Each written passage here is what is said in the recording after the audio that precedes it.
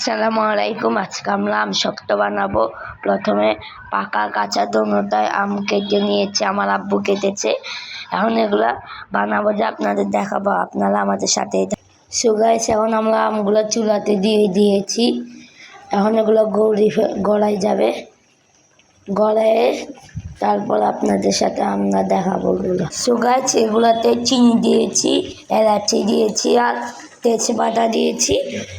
হয়ে গিয়েছে, আর একটু পর নামিয়ে তারপরে এগুলা বানিয়ে ফেলবো আম শক্ত। সো গাইস, এগুলো হয়ে গিয়েছে, এখন এগুলো ছাঁকনি দিয়ে ছেঁকে নেব। সো গাইস, আম শক্ত ফাইনাল লুক। আমি ভিডিও করতে ভুলে গিয়েছি।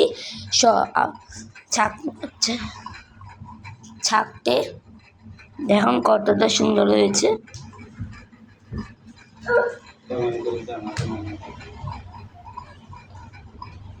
সো গাইস, কেমন হয়েছে আমাকে জানাবেন।